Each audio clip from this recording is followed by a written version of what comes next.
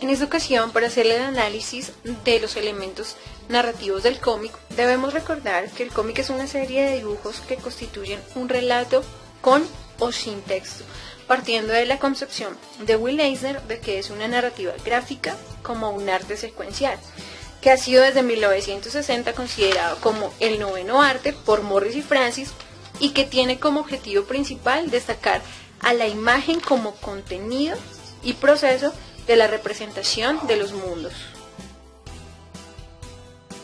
El primer elemento del que vamos a hablar es la viñeta. Como podemos ver en este ejemplo, las viñetas son los cuadros donde estamos viendo la acción que nos quieren mostrar el autor.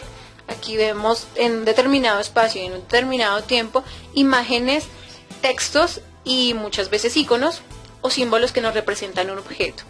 Estas viñetas dentro de la hoja pueden estar yuxtapuestas, o sea, una encima de otra. Ahora, como podemos ver, vamos a hablar de los encuadres y los puntos de vista.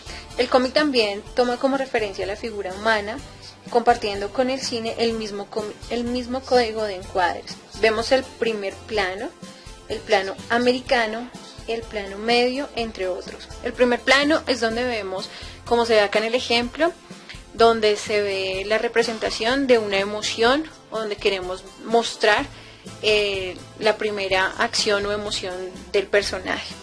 En el plano americano, vemos cómo se toma la imagen o el personaje desde las rodillas hacia arriba. El plano medio, de la cintura hacia arriba, y así entre otros. Aunque en el cómic el dibujante puede expresar más en los ángulos, como en el picado, que es donde la acción se capta desde arriba, como podemos ver en este ejemplo, para que por encima de las personas se busque mostrar la inferioridad, la angustia o la soledad. El contrapicado, como vemos en este ejemplo, donde la acción se capta desde abajo y que sirve para producir superioridad o poderío. Encontramos los códigos del cómic. Estos sirven para mostrar la expresividad del rostro y del cuerpo humano. Aquí, como podemos ver en este ejemplo, encontramos los símbolos faciales. Ejemplo, cuando las cejas están fruncidas, expresan asombro, enojo o sorpresa.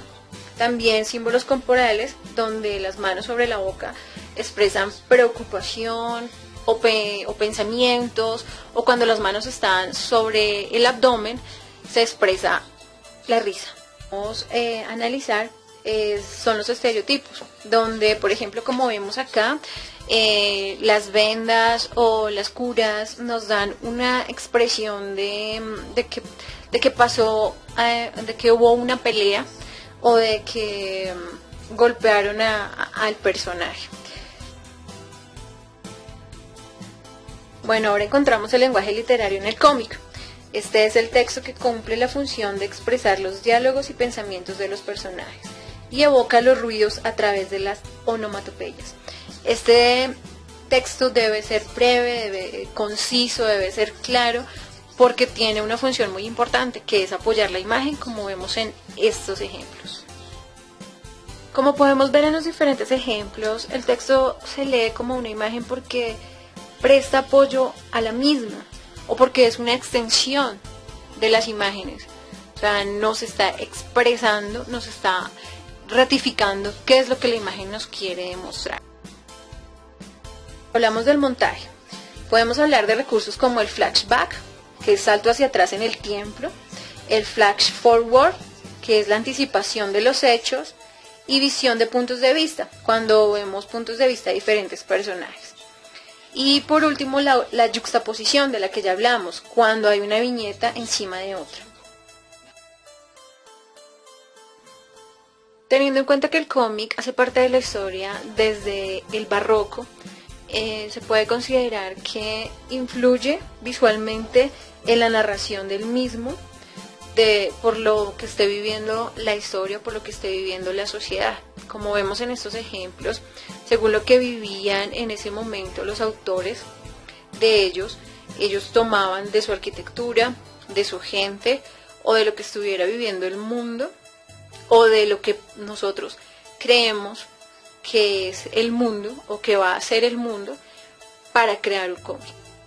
Pero no menos importante, vamos a hablar del color. Este tiene como objetivo darle realismo a la imagen y provocar o estimular sentimientos. Como podemos ver en estos ejemplos, el color es muy importante porque nos expresa lo que los personajes están viviendo.